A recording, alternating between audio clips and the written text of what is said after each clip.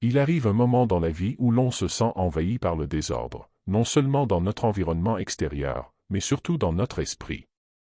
Trop d'engagement, trop de pensées dispersées, trop de distractions, et peu à peu, on finit par perdre de vue l'essentiel. C'est comme si nous étions prisonniers d'un bruit constant qui nous empêche d'entendre notre propre voix intérieure. Les stoïciens, il y a plus de 2000 ans, avaient déjà compris que la paix intérieure naît de l'ordre, et que cet ordre ne vient pas du monde extérieur mais de la clarté que nous sommes capables de mettre dans nos vies. Car une vie encombrée, c'est une vie où nous réagissons plus que nous ne choisissons, et où le chaos prend la place de la sérénité.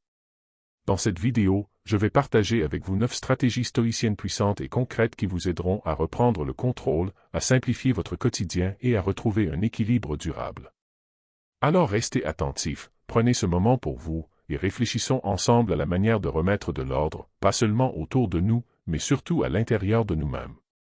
1. Clarifie ce qui dépend de toi et ce qui n'en dépend pas. Mettre de l'ordre dans sa vie commence toujours par une question fondamentale: qu'est-ce qui est réellement entre mes mains et qu'est-ce qui ne l'est pas? Les stoïciens plaçaient cette distinction au cœur de leur philosophie, car ils savaient que la plupart des tourments humains naissent de la confusion entre ce que nous pouvons contrôler et ce qui échappe à notre volonté. Imagine que tu es un capitaine en pleine tempête. Tu ne peux pas calmer le vent ni arrêter les vagues. Tu ne peux pas choisir le ciel que tu traverses. Mais tu peux tenir la barre, ajuster les voiles, et décider de la direction à prendre malgré la violence des éléments. C'est exactement cela la vie, une mer agitée où tu n'as aucune prise sur le climat, mais où tu gardes toujours la liberté de ton geste, de ta décision, de ton attitude. Dans ton quotidien, cela signifie reconnaître que tu ne peux pas contrôler l'opinion des autres, leurs choix, leurs critiques ou même leur amour. Tu ne peux pas contrôler les événements extérieurs, une crise économique, une maladie, une trahison. Mais tu peux contrôler tes paroles, ta manière d'agir, ton regard face à ces épreuves. Cette lucidité est un premier tri, une première mise en ordre dans ton esprit. Tu cesses de gaspiller ton énergie là où elle se perd, pour la concentrer là où elle peut réellement transformer ta vie. Prenons un exemple concret. Si tu attends constamment que les autres valident tes choix, tu remets ton bonheur entre leurs mains. Mais si tu décides d'agir selon tes valeurs, sans dépendre du jugement extérieur, tu reprends ton pouvoir. De même, tu ne peux pas empêcher une personne de se comporter avec injustice, mais tu peux choisir de répondre avec dignité et de ne pas laisser son comportement détruire ta paix intérieure. Les stoïciens voyaient cette distinction comme une clé de sérénité. Ce qui dépend de toi, cultive-le avec soin comme un jardin que tu entretiens chaque jour. Ce qui n'en dépend pas, regarde-le avec détachement, comme les nuages qui passent dans le ciel, tu les observes, mais tu ne cherches pas à les retenir. C'est ainsi que l'on met de l'ordre dans son esprit, en séparant l'essentiel de l'inutile, le possible de l'impossible. En réalité, cette pratique est une discipline quotidienne. Chaque fois que tu sens monter en toi la colère, l'inquiétude ou la frustration, demande-toi: est-ce que cela dépend de moi? Si la réponse est non, lâche prise.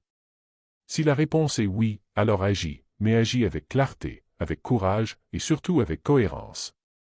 Tu découvriras qu'une grande partie de ton agitation disparaît quand tu acceptes de ne pas lutter contre ce qui est hors de ton contrôle. Mets de l'ordre dans ta vie en commençant par cet exercice simple mais profond. D'un côté, ce qui est tien, tes pensées, tes choix, tes actes. De l'autre, ce qui appartient au monde, aux autres, au hasard. Et en plaçant ton énergie du bon côté, tu découvriras une liberté nouvelle, une légèreté intérieure qui est le véritable commencement de la paix stoïcienne. 2. Simplifie tes engagements. Mettre de l'ordre dans sa vie, ce n'est pas seulement savoir où placer son énergie, c'est aussi apprendre à alléger ce qui l'encombre. Dans notre société moderne, nous sommes constamment sollicités: invitations, promesses, projets, obligations, distractions.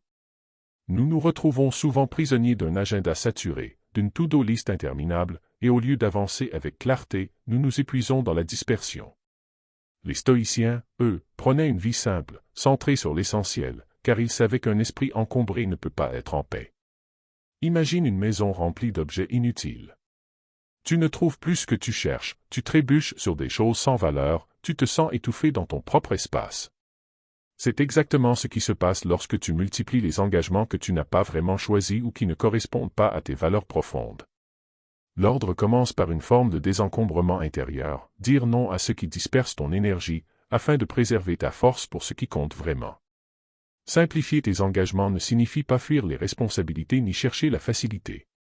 Cela signifie être honnête avec toi-même. Est-ce que ce que tu fais t'aide à grandir, t'apporte un sens, ou est-ce simplement un moyen de plaire, de te conformer ou d'éviter la confrontation? Les stoïciens rappelaient que chaque instant est précieux, et que gaspiller son temps dans des tâches qui ne nourrissent pas ton âme revient à dilapider ta vie elle-même. Prenons un exemple concret. Tu dis oui à toutes les demandes de ton entourage, par peur de décevoir ou de paraître égoïste. Petit à petit, tu accumules des engagements qui ne t'appartiennent pas, et tu finis par ne plus avoir d'espace pour toi, pour tes projets, pour ce qui te rend vraiment vivant. À l'inverse, si tu prends le courage de simplifier, de dire non avec respect, tu libères un temps précieux que tu peux investir dans la lecture, l'apprentissage, le soin de ton corps, la contemplation ou la construction de tes rêves. Les stoïciens voyaient la vie comme un voyage. Et dans un voyage, si tu veux avancer loin, tu dois voyager léger. Trop de bagages ralentissent ta marche, te fatiguent, t'empêchent même d'apprécier le chemin. Simplifier tes engagements, c'est apprendre à déposer ces sacs trop lourds, à n'emporter que ce qui est nécessaire, et à marcher avec davantage de liberté intérieure. Pour mettre de l'ordre dans ta vie, pose-toi cette question: est-ce que cet engagement correspond vraiment à mes valeurs, ou est-ce que je le fais par habitude, par peur ou par conformisme? Si la réponse ne t'apporte pas de clarté, il est peut-être temps de laisser aller. En réduisant ce qui est superficiel, tu permets à ce qui est essentiel de respirer, de grandir et de devenir la base solide de ta vie. En simplifiant tes engagements, tu découvres que l'ordre n'est pas dans la quantité de choses accomplies, mais dans la qualité de ce que tu choisis de vivre. Tu passes de la dispersion à la profondeur, de la contrainte à la liberté, du désordre au calme. Et ce calme, c'est précisément ce que les stoïciens appelaient l'harmonie intérieure. 3. Commence par mettre de l'ordre en toi. Lorsque nous parlons de mettre de l'ordre dans notre vie, nous pensons souvent aux aspects extérieurs: ranger sa maison, organiser son travail, planifier son temps. Tout cela est utile, mais les stoïciens savaient que le vrai désordre ne vient pas de l'extérieur, il vient de l'intérieur. On peut avoir un bureau parfaitement organisé et pourtant vivre dans le chaos, parce que notre esprit est agité, notre cœur encombré d'émotions contradictoires, et nos pensées éparpillées comme des feuilles dans le vent. Mettre de l'ordre en soi, c'est commencer par clarifier son monde intérieur. Cela demande de prendre le temps de s'arrêter, de se regarder honnêtement et de reconnaître là où règne la confusion. Souvent, nous voulons arranger le monde autour de nous pour éviter de faire face à ce qui est en désordre à l'intérieur. Mais comme le disait Sénèque, ce n'est pas parce que les choses sont difficiles que nous n'osons pas, c'est parce que nous n'osons pas qu'elles sont difficiles. Tant que nous ne nous attaquons pas à ce désordre intérieur, tout le reste ne sera que façade. Imagine une maison dont les fondations sont instables. Tu peux repeindre les murs, décorer les pièces, ajouter des meubles élégants, mais si la base est fissurée, tout risque de s'effondrer. De la même manière, si ton esprit est envahi par l'anxiété, la colère, l'amertume ou l'indécision, aucun changement extérieur ne sera durable. L'ordre commence par l'intérieur, par une sorte de réconciliation avec soi-même. Concrètement, cela veut dire apprendre à observer ses pensées au lieu de s'y perdre, reconnaître ses émotions sans les laisser dominer et cultiver des habitudes qui nourrissent la clarté plutôt que la confusion. Par exemple, prendre chaque matin quelques minutes de silence pour aligner ses intentions, écrire ses réflexions pour mettre de la lumière sur ce qui agite ton esprit, ou encore pratiquer la gratitude pour te rappeler ce qui est déjà en place dans ta vie. Ce sont de petits gestes, mais répétés chaque jour, ils deviennent les briques solides d'un ordre intérieur stable. Un autre aspect essentiel est d'apprendre à hiérarchiser ses valeurs. Beaucoup de désordre intérieur vient du fait que nous voulons tout le temps, et que nous nous perdons dans des contradictions. Mettre de l'ordre en toi, c'est accepter de choisir ce qui compte vraiment, et de laisser tomber ce qui ne fait que brouiller ton chemin. Un esprit clair, c'est comme un ciel dégagé après la tempête, tout devient plus visible, plus simple, plus apaisé. Les stoïciens nous rappelaient que nous ne pouvons pas contrôler le monde, mais nous pouvons toujours travailler sur notre manière d'y répondre. Si ton intérieur est en ordre, les perturbations extérieures ne peuvent plus te dominer de la même manière. Un esprit en paix devient comme une forteresse, solide, stable, et capable de résister aux secousses de la vie. Alors, avant de chercher à organiser ce qui t'entoure, prends le temps d'organiser ce qui est en toi. Mets de l'ordre dans tes pensées, dans tes émotions, dans tes priorités. Parce que c'est seulement à partir de cet ordre intérieur que l'ordre extérieur peut s'installer de façon durable, et que la sérénité peut enfin trouver un véritable espace où demeurer. 4. Élimine les désirs superflus. L'une des plus grandes sources de désordre dans nos vies ne vient pas du manque, mais de l'excès. Nous sommes entraînés à vouloir toujours plus d'objets, plus de reconnaissance, plus de confort, plus d'expérience. Et pourtant, cette course incessante ne fait souvent qu'encombrer notre esprit et alourdir notre existence. Les stoïciens l'avaient compris, un esprit encombré de désirs futiles est comme une pièce trop remplie de meubles, on n'y trouve plus de place pour respirer, ni de clarté pour avancer. Éliminer les désirs superflus ne veut pas dire se priver de tout ou vivre dans une austérité absolue, mais plutôt distinguer ce qui est essentiel de ce qui est secondaire. C'est apprendre à reconnaître les désirs qui nous élèvent de ceux qui nous enferment. Car certains désirs nous nourrissent, comme celui de progresser, d'apprendre ou d'aimer. Mais d'autres nous consument, la quête de l'approbation, l'accumulation de biens inutiles, ou encore la recherche de plaisirs instantanés qui laissent un vide plus grand que celui qu'ils étaient censés combler. Pense à un voyageur qui veut gravir une montagne. Chaque objet inutile ajouté dans son sac devient un poids supplémentaire qui ralentit sa marche et l'épuise avant d'atteindre le sommet. De la même manière, chaque désir superflu que tu conserves te détourne de ce qui compte vraiment, t'éloigne de ta paix intérieure et disperse ton énergie dans 1000 directions. Le monde moderne nous pousse à croire que notre bonheur dépend toujours de quelque chose d'extérieur, la dernière technologie, une apparence parfaite, une réussite spectaculaire. Mais si tu y réfléchis bien, combien de fois as-tu obtenu ce que tu croyais indispensable pour être heureux, pour finalement réaliser que ce bonheur était passager? Les stoïciens nous invitent à rompre avec cette illusion. Le vrai ordre dans la vie ne vient pas de l'accumulation, mais du dépouillement. Concrètement, éliminer les désirs superflus peut se traduire par des gestes simples, acheter moins mais mieux, dire non à ce qui n'apporte rien à long terme, se détacher du besoin de toujours plaire ou d'être validé par les autres. Cela demande du courage, car ces désirs agissent comme des chaînes invisibles. Mais chaque désir que tu abandonnes volontairement devient une liberté que tu gagnes. Sénèque écrivait que « celui qui n'est pas content de peu ne sera jamais content de rien ». C'est une vérité intemporelle, plus nous cherchons à combler le vide par des choses extérieures, plus ce vide s'élargit. Mais quand nous simplifions nos désirs, quand nous apprenons à être satisfaits de l'essentiel, une légèreté nouvelle apparaît. Notre vie retrouve un ordre naturel, débarrassé du bruit et de l'excès. En éliminant les désirs superflus, tu n'appauvris pas ton existence, tu la clarifies. Tu crées de l'espace pour ce qui a du sens, et tu redécouvres une richesse que rien ni personne ne peut enlever, la liberté intérieure. Et c'est dans cette liberté que s'installe enfin l'ordre, la sérénité et la force d'âme. 5. Pratique la discipline des petites actions. Quand on parle de mettre de l'ordre dans sa vie, on imagine souvent de grands changements, des révolutions personnelles, comme si tout devait basculer d'un seul coup.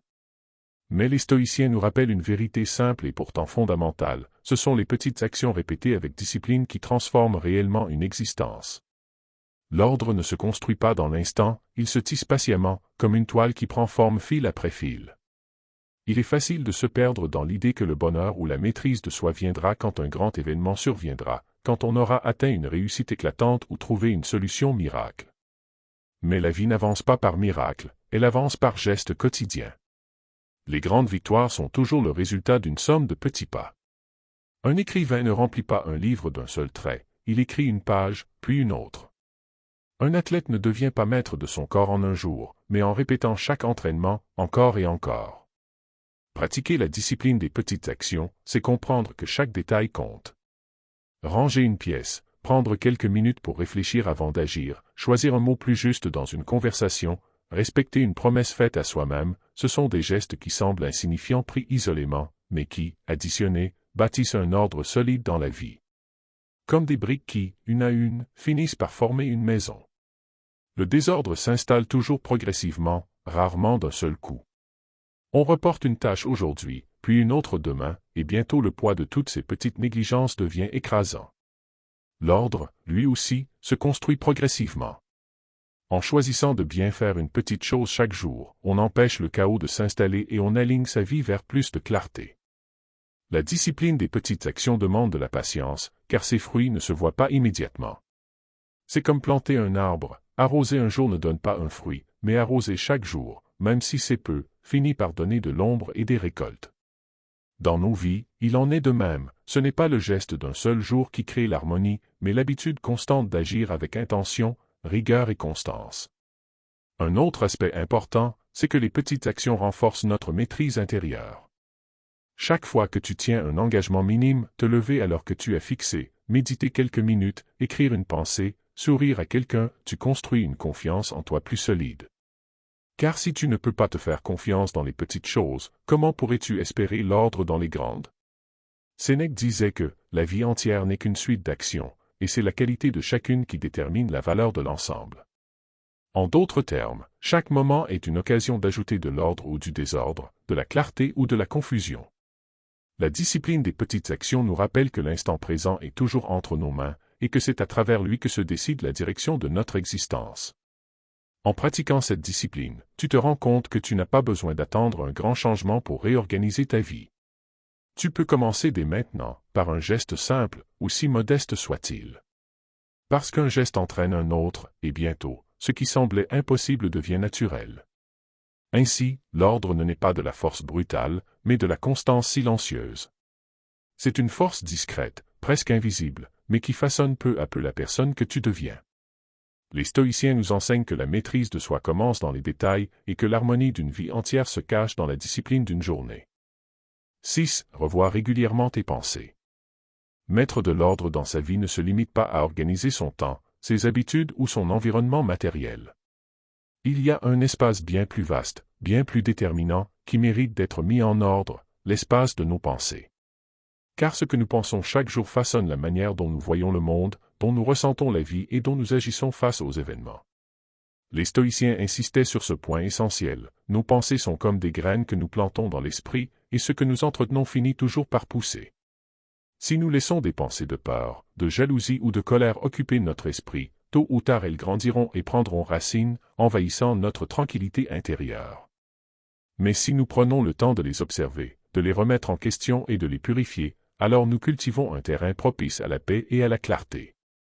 Revoir régulièrement ses pensées, c'est comme faire le ménage dans une maison.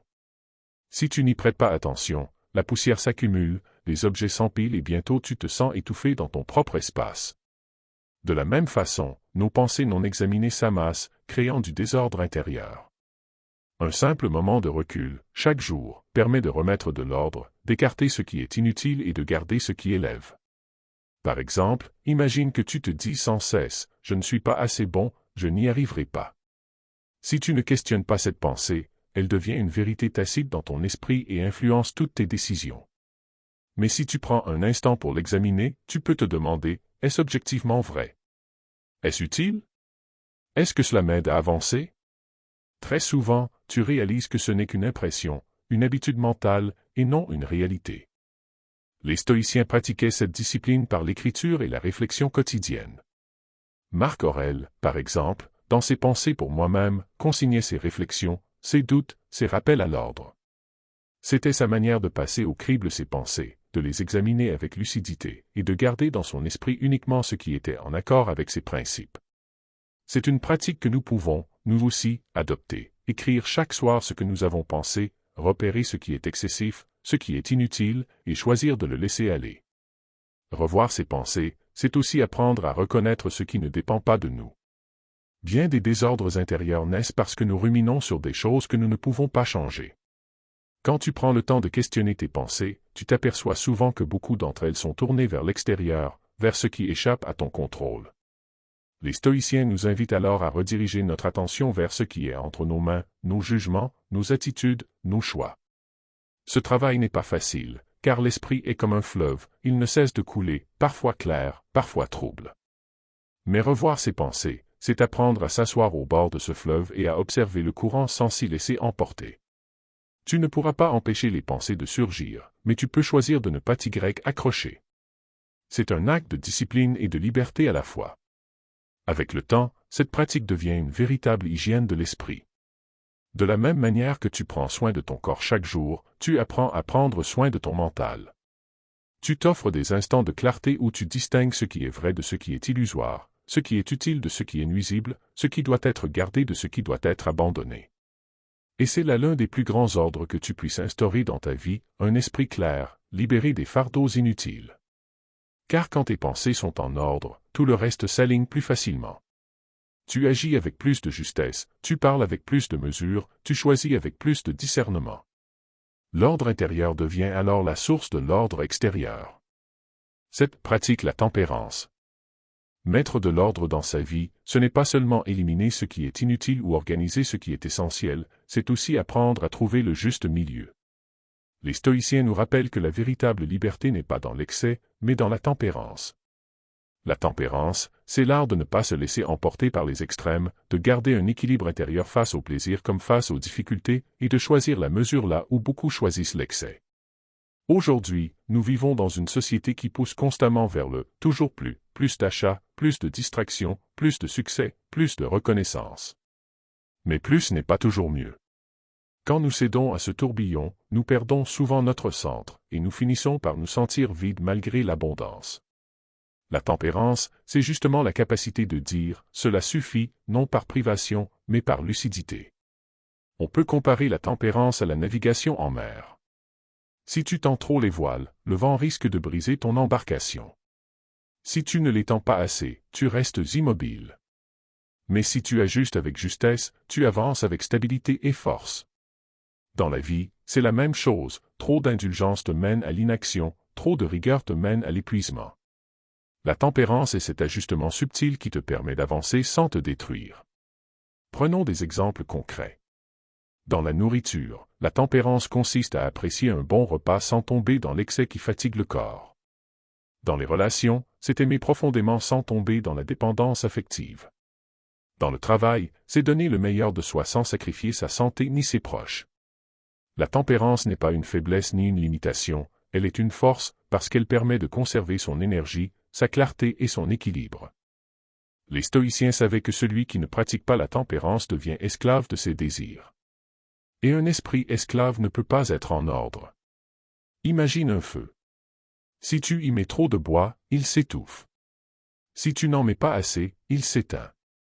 Mais si tu apprends à l'alimenter avec justesse, il brûle longtemps et éclaire ton chemin.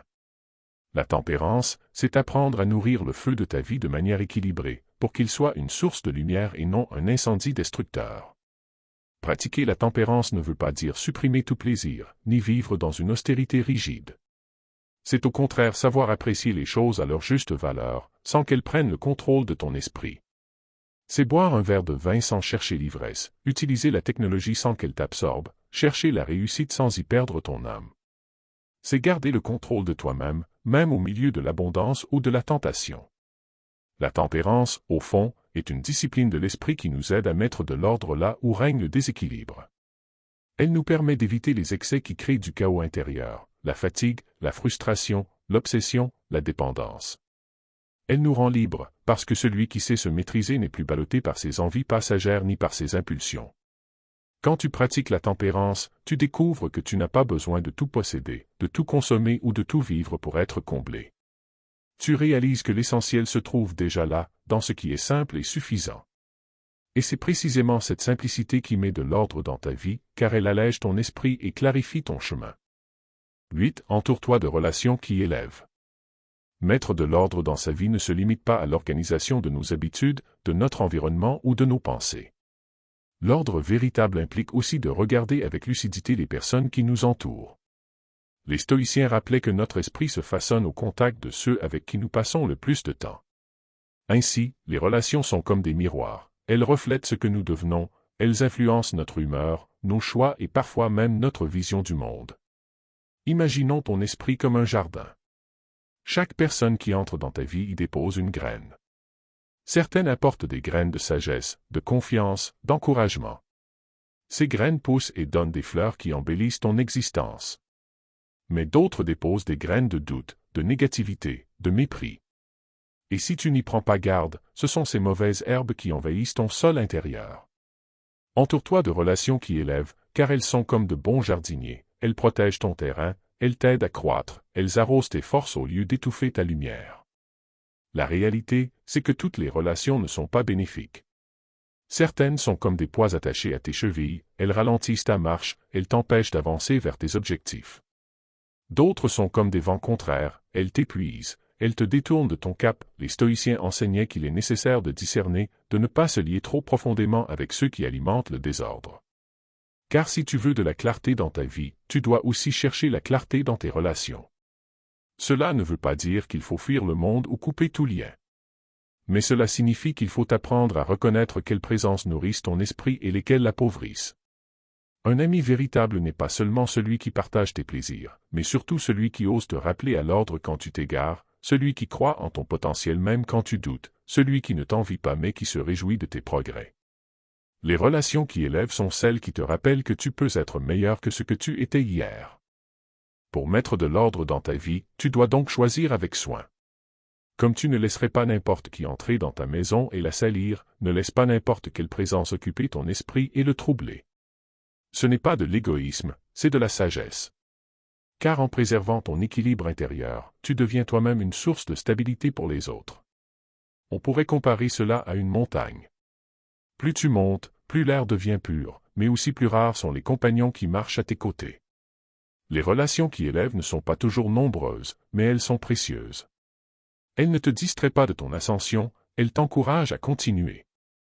Et parfois, même si elles ne marchent pas exactement au même rythme que toi, elles te rappellent que tu n'es pas seul sur le chemin. Les stoïciens savaient que la compagnie que tu gardes façonne la discipline de ton âme. S'entourer de relations qui élèvent, ce n'est pas seulement chercher le soutien, c'est aussi choisir des modèles, des exemples vivants qui te rappellent ce que tu peux devenir. Car nous imitons souvent, même sans nous en rendre compte, les habitudes, les comportements et les visions de ceux qui nous entourent. Alors, si tu veux mettre de l'ordre dans ta vie, cherche la proximité de ceux dont la présence t'inspire à être plus juste, plus sage, plus aligné. En fin de compte, tes relations sont comme les cordes d'un instrument. Si elles sont mal accordées, elles produisent du bruit et du désordre.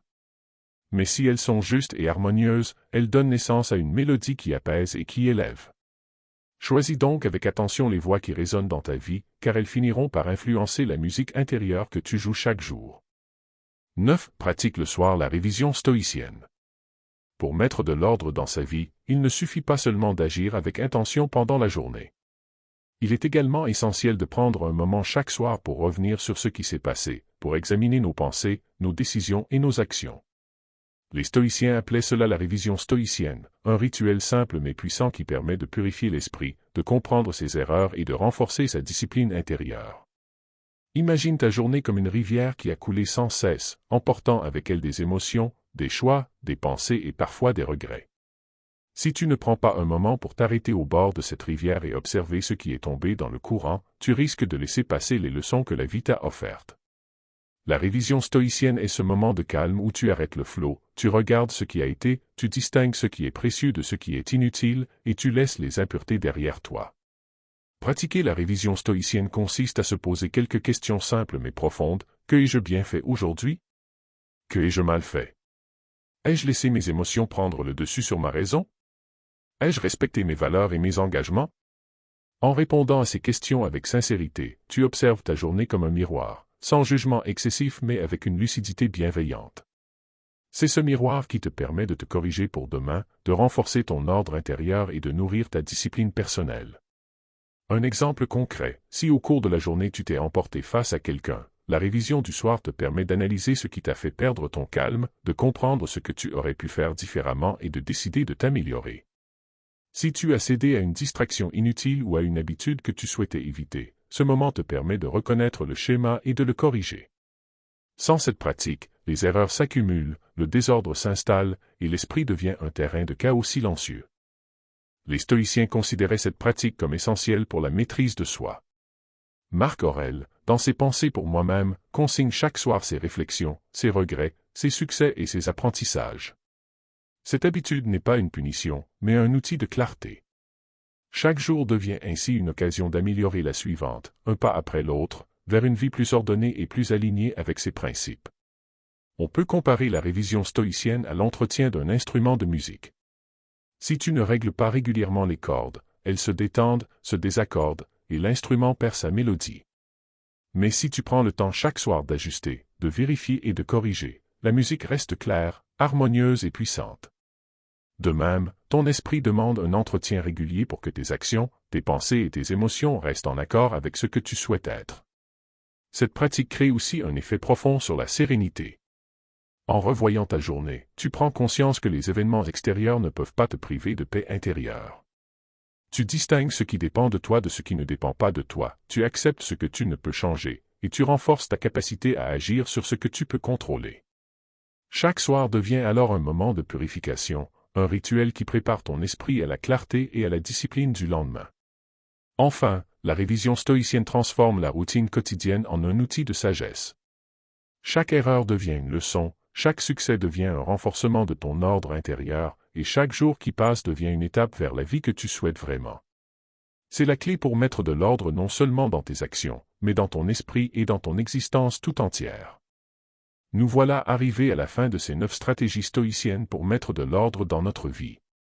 Si tu retires une seule chose de cette vidéo, retiens que l'ordre véritable commence à l'intérieur de toi, dans tes pensées, tes actions, tes désirs et même dans tes relations.